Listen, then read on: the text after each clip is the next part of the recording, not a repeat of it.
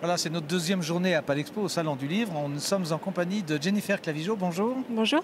Si vous vous souvenez, l'an dernier, Jennifer était déjà là avec un premier ouvrage, L'âme du loup. De quoi s'agit-il? Il s'agit d'un roman fantastique destiné à un public jeunesse essentiellement. Ça raconte l'histoire d'un jeune homme qui se transforme en loup pendant la nuit et il écume un peu les forêts suisses. Il va rencontrer une jeune Suissesse, ils vont tomber amoureux et il y a toute une histoire derrière. Alors, depuis l'an dernier, il y a 2 nouveaux volumes, ça forme une trilogie. Une trilogie, tout à fait. Ça veut dire qu'on va abandonner vos personnages après le 3e. Oui. D'où vous vient la passion d'écrire? Vous ne faites que ça? Je ne fais pas que ça, mais c'est vraiment une passion. Ça fait depuis quelques années maintenant que j'écris. Et puis j'ai toujours aimé lire depuis toute petite et je pense que c'est de là que ça m'est venu. J'ai même transporté dans des mondes imaginaires et j'avais envie d'en créer moi-même. Qu'est-ce qu'on appelle un monde imaginaire pour la littérature? Parce qu'il n'y a pas d'image, c'est que du verbe. Quel est votre monde? Les loups, on a déjà une idée. Tout à fait, j'aime beaucoup les animaux, mais les mondes fantastiques en général.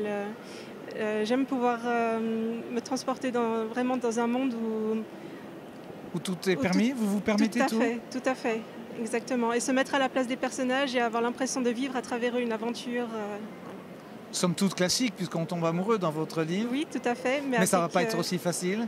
Exactement. Il y a une meute ennemie qui arrive et qui va mettre son grain de sel dans leur histoire. Et voilà.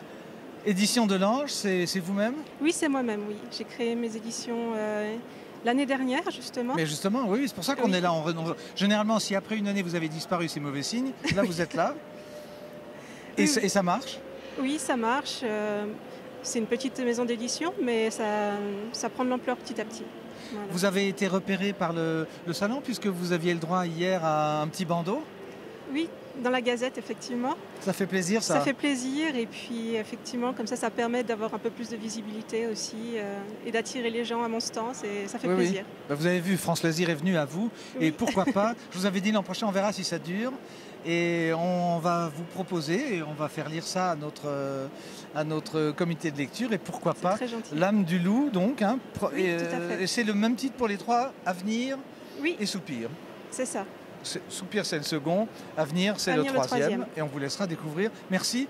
Bon salon. Et puis alors, on va demander à la caméra qu'elle pointe sur les roses bleues stabilisées, puisque c'est la journée internationale des librairies indépendantes, comme je l'ai dit. Merci, Jennifer. Merci à vous.